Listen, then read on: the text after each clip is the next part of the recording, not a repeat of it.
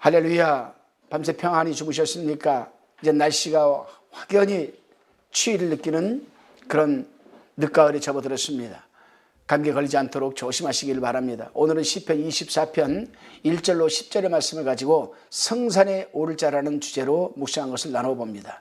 시편 24편을 기록하게 된 배경은 다윗 왕이 오벳 에돔의 집에서 법궤를 시온산, 즉 예루살렘 성 안으로 옮기고자 결단하였을 때 기록한 것입니다. 이 부분은 사무엘하 6장 1절로 19절에 잘 기록되어 있습니다. 하나님의 임재를 상징하는 법궤가 몇 해 동안 블레셋 사람들에게 약탈되었습니다. 사무엘 4장에 기록되어 있습니다. 그러나 하나님께서 블레셋 사람들에게 독종으로 재앙을 내리시사 그들은 법궤를 다시 이스라엘 지경인 벳세메스로 돌려보내게 됩니다. 그리고 이 법궤는 아미나답이라는 사람의 집에서 20년 동안 보관되어 있었습니다. 이 20년 동안의 이스라엘 나라는 사울이 왕이 되어서 나라를 다스리다가 하나님을 거역하고 불순종함으로 폐위되고 하나님은 다윗을 택하여 왕의 자리에 앉게 하셨습니다. 다윗은 사울이 죽자 유대 남쪽에 있는 헤브론에서 나라를 다스렸고 통일왕이 되었습니다. 그 후 7년 만에 강하게 방비하고 있는 예루살렘 성을 점령하여 또한 이를 수도로 삼았습니다. 그래서 이제는 하나님의 법궤도 국민 생활의 중심지가 되는 예루살렘으로 옮기지 않으면 안 되게 되었습니다. 그래서 다윗 왕은 하나님의 법궤를 예루살렘 성 안으로 옮기고자 굳게 마음먹었을 때 바로 이 시편 24편이 기록된 것입니다. 먼저 본문 1절로 2절을 봉독해 봅니다. 1절에 땅과 거기 충만한 것과 세계와 그 중에 거하는 자가 다 여호와의 것이로다. 2절에 여호와께서 그 터를 바다 위에 세우시며 강들 위에 건설하셨도다. 아멘. 다윗은 세상의 창조주이신 하나님께서 세상을 통치하심을 지금 선포하고 있습니다. 이 세계와 그 안에 있는 만물은 다 하나님에게 속한 것으로서 온전히 하나님이 주관하시고 다스립니다. 다윗은 그러하신 하나님께서 예루살렘 성으로 오셔서 당신의 나라를 다스리시며 백성들의 인도하심과 보호하실 것을 다윗은 말하고 있습니다. 그렇습니다, 여러분. 이 세상의 모든 만물은 하나님께서 창조하시고 다스리십니다. 창세기 1장 1절에 태초에 하나님이 천지를 창조하시라고 분명히 말씀하셨고, 요한복음 1장 2절로 3절에서도 그가 태초에 하나님과 함께 계셨고 만물이 그로 말미암아 지은 바 되었으니 지은 것이 하나도 그가 없이는 된 것이 없느니라고 하셨습니다. 여기서 그는 예수님을 말씀하는 겁니다. 즉 하나님께서 세상을 창조하시기로 계획을 하시고 예수님께서는 말씀으로 세상을 창조하시고 성령께서는 예수님께서 창조하신 세상 만물을 보존하시고 주관하시고 다스리는 것입니다. 다시금 본문 3절로 6절의 말씀을 봉독해 봅니다.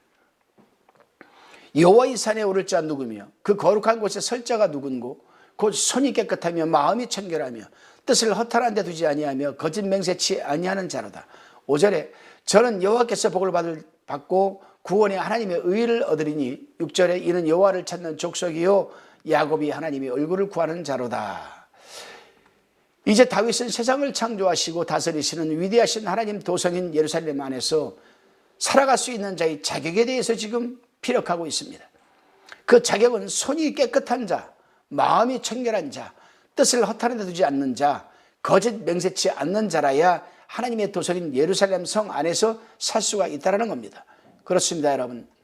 다윗이 말하고 있는 이 자격은 오늘날 우리 교회 안에서도 적용이 되는 것입니다. 세상 사람들과 구별되어 거룩한 무리로 선별된 공동체인 교회에 거하는 성도들도 마찬가지라는 말입니다. 교회에서 성도라 불림받을 수 있는 사람은 먼저 손이 깨끗해야 합니다. 왜냐하면 세상에 살면서 더럽고 추한 온갖 것들을 손대며 살아왔기 때문입니다.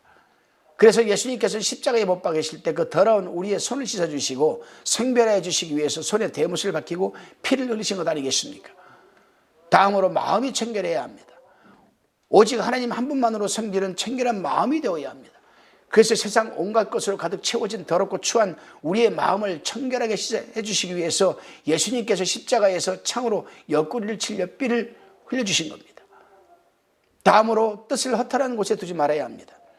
우리가 뜻을 허탄한 데 두는 것은 우리 머리에 세상 온갖 것들과 우상과 시기, 질투, 욕심 등 이루 헤아릴 수 없는 많은 것들로 가득 채워져 있습니다. 예를 들면 성도라 불림받으며 신앙생활하는 사람들은 흔히 나는 우상을 섬기지 않는다고 자신 있게 말들을 합니다. 과연 그럴까요?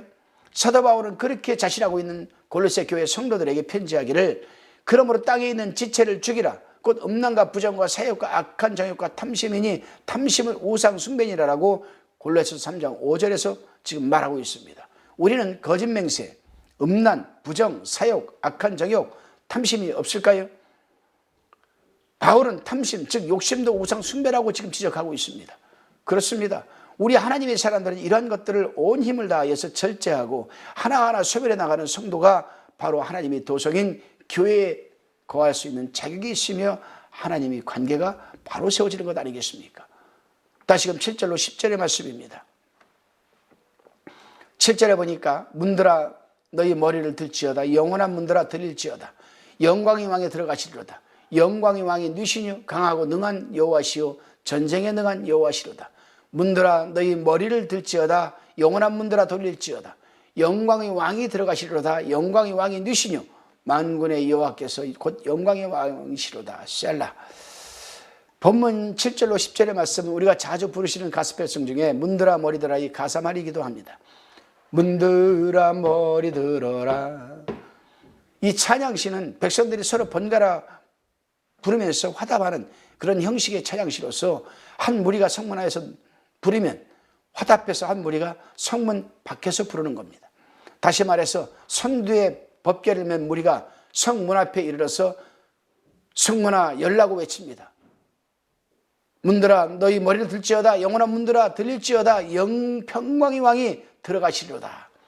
여기서 들릴지어다라고 하는 것은 옛날 성문은 높고 넓어서 모든 보통 사람이 들어가기에는 넉넉하였다고 합니다. 다시 여기서 들릴지어다라고 하는 것은 옛날 성문은 높고 넓어서 보통 사람들이 들어가기에는 넉넉하였다고 합니다. 그러나 다윗은 생각하기를 왕이 들어가시기에는 넉넉히 높지 않다는 겁니다. 그래서 왕이 들어가시도록 하려면 성문을 들어 올려야만 했습니다. 이때 성문 안에 있는 무리들이 화답하기를 영광의 왕이 누시뇨라고 묻습니다. 그러면 밖에 있는 무리들이 다시 화답을 하는 겁니다. 그렇습니다, 여러분. 우리 하나님의 사람들은 분명 세상과 구별된 삶을 살아내야 할 겁니다. 그리고 교회 안에서도 우리 심령을 활짝 열고 생활해야 할 것이며 특히나 예배를 드릴 때에도 마음의 문을 열고 성령의 감동으로 온 몸과 정신이 들려야만 영광의 왕이 들어오시는 것 아니겠습니까? 여러분 예배 드릴 때 마음을 활짝 여시고 마음을 들리시기를 바랍니다. 그 성령께서 아주 강한 감동과 기름 부음이 넘치는 영광의 주님의 그런 한 날이 되시기를 바랍니다. 기도드리시겠습니다. 주님께서는 죄인 되어 있던 나를 위해 머리부터 발끝까지 전인적으로 죄사함의 피를 흘려주시고 구원의 은총을 베풀어 주셔서 하나님의 백성이 되게 하시고 하나님의 도성인 교회 안에서의 삶을 살도록 복되게 해주셨습니다. 그럼에도 불구하고 아직도 더러운 것들에 손이 남아있고 머리에는 온갖 거짓된 것들로 가득 차있고 시기하고 질투하며 탐심을 채우고 있습니다. 주님 이제 회개합니다. 또다시 회개합니다. 용서해 주시고 다시 한번 예수님의 십자가 피 흘림 앞으로 나아가게 하여 주옵소서. 하나님의 도성 아닌 이 교회에서 평안한 심정으로 예배하게 하옵소서. 감사드리오며 살아계신 예수님의 이름으로 기도드리옵나이다. 아멘.